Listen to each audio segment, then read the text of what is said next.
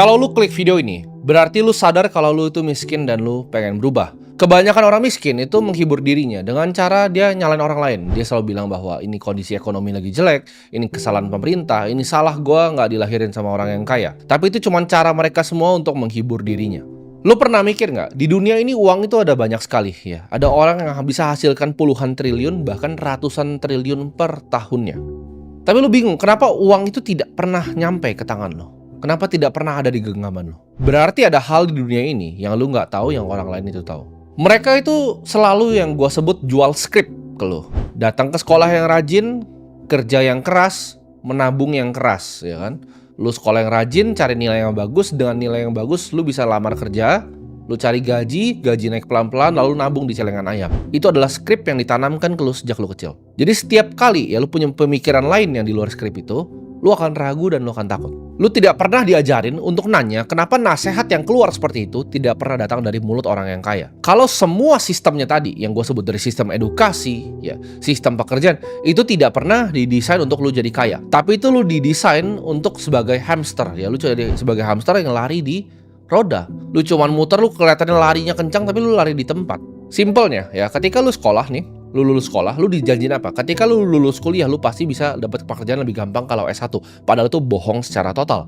Ketika lu naik gaji, tapi semua barang yang lu beli di sekitar lu itu udah ikutan naik. Jadi semua sistemnya ini didesain hanya sebagai ilusi. Lu cuma sebagai hamster yang lari di tempat. Lu disuruh nabung, ya kan? Atau dibikinin hashtag, yuk nabung saham. Lu nabung saham selama 5 tahun, malah sahamnya rugi. Jadi lu udah tadi, ya kan, pertama lu udah cari S1, ya lu udah keluar duit dulu, orang tua lu udah keluar duit buat lu dapat jaminan pekerjaan yang lu dapetnya sulit banget. Setelah lu cari orang dalam segala macam, lu bisa masuk, dapat gajinya naik, hasil ditabung, ya, hasil tabungannya rugi. Setelah itu semua barang di sekitar lu naik. Mereka itu distraksi lu ya untuk nggak paham tentang ini dengan segala macam cara. Mereka kasih di depan kalian, di algoritma tuh ditampilin paling depan ya. Kalau lu lihat YouTube Indonesia trending, lu akan lihat semua isinya adalah konten entertain. Karena itu adalah yang di-push ya agendanya oleh mereka. Uang itu bukan seperti apa yang lu pikirin. Uang itu bukan cuma sekedar gua ngomong di sini kerja keras. Tukang sapu di bawah kerja keras lebih dari gua. Dan juga bukan hanya tentang kepintaran. Uang itu tentang kontrol ya. Jadi orang yang kaya itu, teman-teman gua yang kaya itu nggak kerja 9 sampai 5. Ya, kadang bisa lebih, kadang bisa kurang. Mereka itu ciptakan sistem. Orang yang jadi kaya itu tidak pernah ikutin aturan main gamenya yang diajarin ke kalian. Sekolah ya, cari kerja, abis itu nabung. Gak ada gua melihat satupun di bumi ini yang benar-benar kaya. Cuma dari ikutin 3 itu. Yang kaya adalah mereka yang punya sistemnya ya. Mereka yang bikin sistemnya. Mereka yang bikin aturan mainnya sendiri. Mereka yang ciptain gamenya. Mereka adalah orang yang gak play by the rules. Mereka bukan orang yang ngikut aturan. Mereka yang ngakalin aturan-aturan yang ada. Dan orang-orang kaya ini posisiin dirinya selalu menang. Contohnya, inflasi ketika naik, orang miskin tuh bingung gitu ketika beras itu naik, ketika biaya pendidikan itu naik. Orang kaya ketika inflasi itu mereka malah senang. Ketika inflasi terjadi, semua apartemen gue makin mahal, semua mobil gue makin mahal, semua rumah gue makin mahal, semua aset gue makin mahal. Jadi semua yang gue punya itu makin mahal justru kalau inflasi. Ketika inflasi terjadi justru gue tambah kaya. Itu adalah orang yang mainin aturannya. Lu perhatiin ya, ketika misalnya gue ngomong kripto, Bitcoin di sini, ketika Bitcoin jatuh, ketika saham jatuh, orang lain tuh pusing ya. Orang yang nabung saham bank ya, orang yang nabung Bitcoin itu pusing ketika turun 30%, 40%. Gue di sini pusing nggak? Enggak. Gue masih ada banyak bisnis yang ngasilin gue duit. Orang kaya itu desain hidupnya. Ketika semua sistemnya itu mau coba ngakalin dia yang ngakalin sistemnya. Ketika inflasi itu bunuh semua orang, inflasi bikin gue tambah kaya. Ketika orang bilang, oh ekonomi lagi turun, coba lu datang ke salah satu outlet kita di Bali. Salah satu dari 52 outlet yang grup kita punya. Itu full. Kenapa? Karena itu nggak cuma orang Indonesia yang datang ke sana. Yang datang ke sana ada bule Australia, ada bule dari Inggris. Mereka semua sibuk apa? Buka botol di sana. Ya, jadi nggak tergantung sama ekonomi lokal, bahkan bisnis-bisnis yang kita punya orang-orang kaya ini. Ketika lu kesulitan nabung dari hasil kerjaan lo, orang kaya itu lagi gandain duitnya di hal-hal yang lu bahkan nggak paham caranya. Mereka paham bahwa uang itu adalah sebuah alat, ya, sebuah tool, bukan sebuah reward atau hadiah. Orang miskin tuh kira, oh dapat uang ini kayak hadiah. Orang kaya lihat uang itu sebagai alat. Gue harus ngapain dengan uang ini? Gimana caranya gue bikin prajurit-prajurit ini bisa bekerja untuk gue? Misteri terbesar yang dikasih ke kalian adalah kalian harus kerja keras kan untuk dapetin uang. Kalian harus kerja untuk dapetin uang. Padahal uang itu dicetak, dipindahkan, bukan dicari untuk kalian bekerja. Kita orang-orang kaya bikin sistem untuk gimana caranya cetak uang.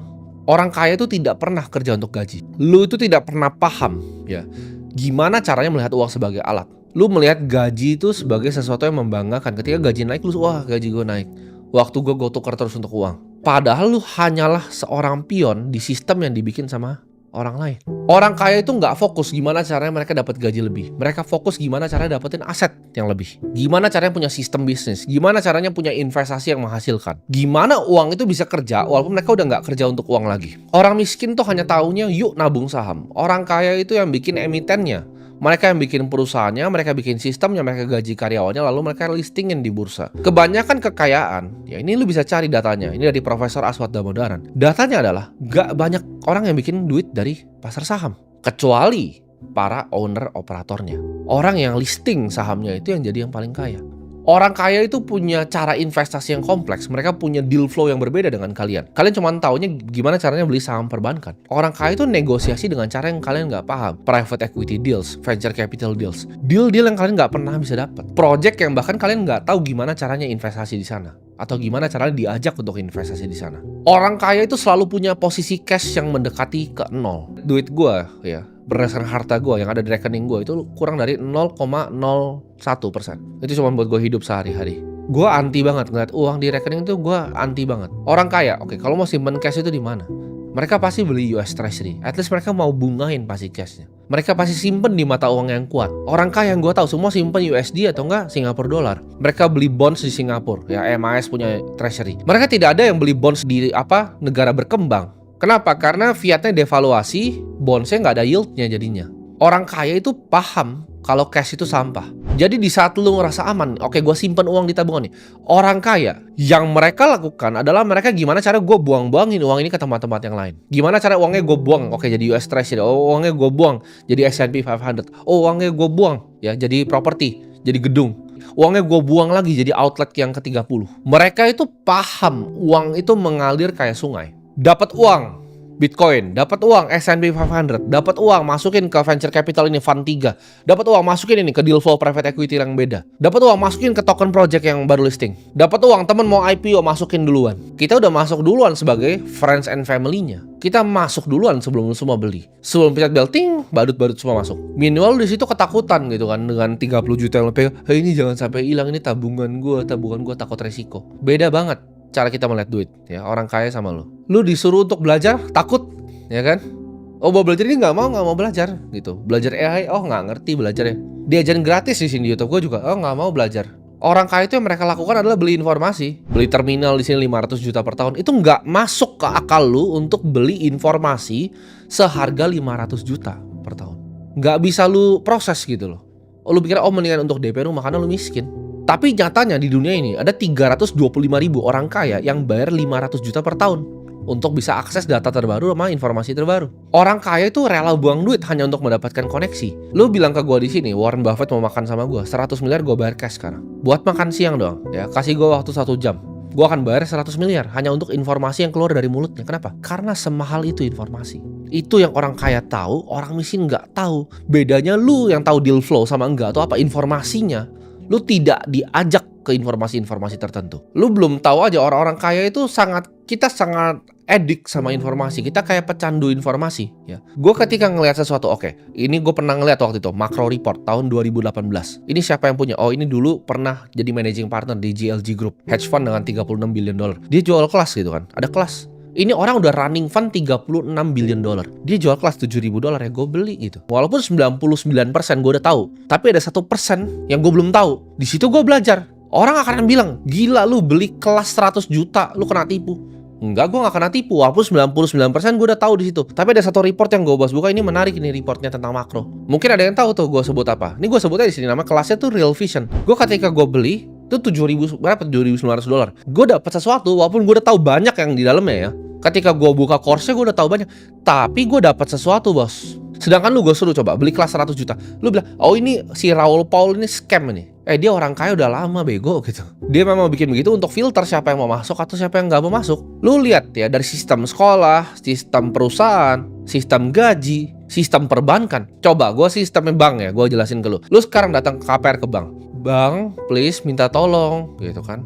Saya mau KPR rumah. Lu harus ngemis ke bank. Sedangkan kalau gua nggak pernah ke bank, orang bank yang selalu datang kantor gua, nganterin apalah segala macam. Mereka yang minta gua, "Pak, please mau nggak ambil utang 100 miliar sama kita?" Coba, kenapa lu ngemis buat ngutang rumah ke dia, tapi bank itu yang ngemis ke gua untuk minta utang? Coba lu pikir pakai otak. Itu didesain sedemikian rupa sistemnya supaya yang duit itu terkonsentrasi di atas, sedangkan yang di bawah ini cuma makan serpian roti. Karena kenapa? Orang kaya itu punya akses ke informasi yang lu tidak pernah punya. Ketika gue pernah dengar teman gue, dia lagi KPR, dia nggak bisa bayar. Lu nggak tahu bahwa hutang itu bisa direstrukturisasi, lu bisa datang ke bank untuk ngomong. Tapi lu nggak punya otaknya, nggak punya informasi, dan nggak tahu pengetahuannya. Jadi semua itu cuma skill issue. Itu semua cuma ada di otak lu doang. Pola pikir lu doang yang kayak orang miskin. Contoh ya, gue bilang Bitcoin akan apresiasi 20-30% per tahun. Lu semua yang nonton borong Bitcoin gue, kalau ngikutin, bulan by bulan udah untung semua. Tapi masih ada orang yang portonya belum bertumbuh. Kenapa? Karena ketika dia turun 30%, dia jual, dia pikir dia lebih pintar dari gue. Gue beli 50 Bitcoin, gue taruh di Instagram story, harga 16.000. Orang ketawain gue. Mereka jualan di situ. Belum ada itu yang namanya influencer kripto, 16.000 Bitcoin. Belum ada satupun di Indonesia yang ngomong konten gini tentang Bitcoin. Gue beli 50 waktu itu. Itu uang yang sama ya didiemin. Itu profitnya 394%. Kalau lu cuma lihat Instagram story gue dan pikir, oke ini orang pintar, gue ikutin. Tapi apa yang lu lakuin waktu itu? Dia copy 80.000. Lu goblok, kan lu miskin. Contoh tadi pagi, partner gue bilang, oke ini ada token, kita mau eksekusi order. Gue bilangnya udah keluarin 1% dari porto 10M. Ceder, naik 13%. Dapat 1,3M. 10 menit. Itu lu direktur kerja sampai kencing lu. Lu kerja sampai kencing, lu rapat, lu pakai batik, dateng, masih pakai ini lu gitu kan. Even direktur juga lu cuman budak di sistem orang yang bikin perusahaan itu. Lu cuman badut. Itu uang yang ada orang bikin 10 menit kayak begini gitu. Gaji lu setahun. Berarti ada hal yang gua tahu yang lu tidak tahu. Lu udah dikasih informasinya pun, dikasih untuk nyontek informasi pun, lu masih skeptis. Gua udah kasih tahu ulang-ulang, pendapatan lu itu kalau tidak pernah diputar tuh akan jadi nol ujung-ujungnya. Lu punya duit 100 juta, real inflasi, beras di sekitar lu terus mau naik 13-15%. Udah gua hitungin ke lu. 3 tahun itu berapa? Ya, 3,5 tahun duit lu setengah. 100 juta yang lu tadi tabung di celengan ayam lu, itu sisa 50 juta. Dalam 3 tahun, Bos. Lu kerja lagi 3 tahun minus setengah lagi, lu kerja lagi 3 tahun minus setengah lagi. Hal yang lu bisa beli di sekitar lu minus setengah, biaya pendidikan anak lu minus setengah. Terus lu masih tidak mau investasi, ya mati saja ke laut. Lu main pakai aturan yang sudah ketinggalan zaman. Semua tools itu gue beli ya. Gue beli Bloomberg Terminal. Ada orang yang misal tulis cuman macro report, itu dia cuman kasih macro report loh. 100 juta itu cuman PDF anjing. PDF 13 lembar. Lu pasti pas baca itu, aduh gue kena tipu 100 juta. Lu goblok banget gitu. Padahal dia kasih tahu ini oil mau kemana gitu. Lu bisa selalu ngelakuin counter trade macro play yang dari PDF 13 lembar itu. Tapi lu gak ngerti caranya. Dengan edge informasi, gue punya informasi yang lebih dari lu. Gue itu bisa bikin 1,3 miliar dalam waktu 10 menit. 10 menit tadi pagi. Bahkan belum ketemu gue sama partner gue. Lewat WhatsApp, bos. Tembak, ceter. Close posisi. Lu mau tetap jadi budak ya, atau lu mau jadi orang kaya yang belajar untuk mainin sistemnya, mainin gamenya, tidak sesuai pada aturannya. Orang kaya itu uangnya gerak terus ya. Jadi uang lu jangan diam di rekening. Kalau lu mau keluar dari sistem, lu harus mikir cara yang lain, cara yang lebih efisien, cara untuk ngakalin gamenya. Ada cara yang bikin uang tuh lebih efisien dibandingkan lu lakuin sekarang. Oke, ini gue contoh paling sederhana deh, yang paling sering beredar gitu kan, yang paling sering beredar gitu. Orang miskin tuh karena dia sangat takut resiko, mereka punya kepercayaan goblok tadi dengan sekolah, kuliah, kerja, nabung jadi miskin ya. Mereka udah diajarin gini kan dari kecil. Jadi ketika ada sesuatu yang ngasih hal yang baru, mereka langsung tolak dengan semua kepercayaannya. Contoh, trading kripto itu judi. Berapa kali lu pernah dengar itu? Trading kripto itu judi. Trading options misalnya, options market itu adalah judi. Kenapa? Karena kalian taunya yang benar-benar judi, yang zaman dulu afiliator goblok itu mainin binary option. Itu saking gobloknya negara ini, kayak barang finansial itu bisa dijual. Jadi semua orang, masyarakat otaknya jadi goblok gitu, bilang trading itu adalah judi. Gua tanya di sini, siapa lu dari 1,9 juta ya subscriber gue sini yang tahu namanya Susquehanna, SIG? Nol pasti yang tahu. Lu tidak tahu itu apa. Lu ngomong, oh trading itu judi. Ada orang namanya Jeff Yash tahun ini, ya dia bikin uang 280 triliun. Nama perusahaan hedge fund-nya adalah Susquehanna International Group, SIG. Lu tidak tahu ya Citadel itu siapa, Ken Griffin itu siapa. Dia beli Stegosaurus ya. Itu triliun dia beli. Cuma buat lucu-lucu aja gitu. Dia beli penthouse paling mahal di US. Itu semua dari mana? Dari trading di market. Ya, dari bikin hedge fund. Ada yang besar gitu. Lu bilang trading kripto itu judi. Lu cek coba Jump Trading, Jane Street, Wintermute. Otak lu itu tidak ada gitu. Otak lu tuh tidak ada sama sekali. Bahkan lu asal ngomong aja ketika ada orang ngajarin lu sesuatu, oh trading itu judi. Ada orang yang bikin 280T per tahun. Dia tahu sesuatu yang lu tidak tahu. Bahkan dia tahu sesuatu yang gue tidak tahu. Kalau gue bisa ketemu sama Jeff Yash tatap mata, gue akan belajar banyak sama dia pasti. Oh begini caranya bikin strategi market neutral yang lebih efisien untuk options market itu seperti ini. Dia mungkin sekolahin gue gimana caranya quant trading yang paling efisien, gimana caranya melakukan statistical arbitrage yang paling efisien. Lu di sini nggak paham bahkan market neutral itu apa, karena lu goblok banget. Makanya lu bingung, makanya rekening lu 30 juta. Gue bikin 1,3 bisa 10 menit. Kalau otak lu tuh kayak kodok, lompat gitu kan. Jeff Yash itu dulunya pemain poker. Dia belajar gimana caranya menang di options market. Orang tuh banyak yang salah kaprah gitu, karena ya media gitu kan. Oh founder startup ini segala macam. Coba founder startup lu suruh beli rumah dong 200 juta kayak Ken Griffin. Nggak mampu bos. Suruh beli rumah 5T nggak bisa. Nggak ada uangnya. Karena mereka cuma valuasi yang ngambang sebelum IPO perusahaan buat mereka buang di retail goblok kayak kalian semua. Grab, IPO sadar, buang, dar, selesai. Gamenya begitu terus gitu loh. Kayak kapan kalian mau sadar? Lu dengan otak ikan lu yang kecil itu, lu selalu skeptis dengan semua hal. Oh trading crypto scam. Oh ini scam. Gue udah bilang kripto itu adalah masa depan. Lu masih nggak percaya? Ya wes, kan mau gimana gitu. Lu suka bilang seperti ini ke gue. Gue suka percaya motivasi Timothy, tapi kalau kriptonya gue nggak dulu. Karena lu goblok banget. Lu bodoh banget. Lu tuh mikir lu pintar gitu kan. Lu hebat gitu. Gue kasih tahu ya, orang-orang hedge fund tadi yang gue sebut itu bisa beli hidup lu sampai buyut lu tuh 100 generasi ke atas. Tuh nyari duit itu nggak bisa, lu nggak bisa nyari kayak mereka. Lu sampai mati pun nggak bisa nyari duit kayak mereka. Ketika portfolio gue naik 10%, gue bikin 100 miliar. Itu lu kerja sampai mati. Sampai lu masuk tanah, sampai lu bawa tanah, lu nggak bisa cari duitnya. Ada caranya untuk bikin duit di dunia ini. Tapi ketika orang yang bisa bikin bahkan mau luangin waktunya untuk ngomong ke lu skeptis gitu kan. Kalau bisa kaya dari sini, kenapa diversifikasi? Suka-suka gue bos. Orang kaya itu selalu tahu untuk cara taruh duitnya di mana. Apa aja project yang mereka mau bikin, apa aja yang mereka mau kembangin. Ketika lu lihat suatu paradigm yang baru, oh AI itu scam, oh crypto itu scam, otak lu yang scam. Ketika habis nonton ini, lu sadar gamenya itu baru lu mau mulai atau enggak. Antara lu mau main ya, untuk kalah doang, atau lu mau menang di gamenya. Itu cuma semua di pilihan lu.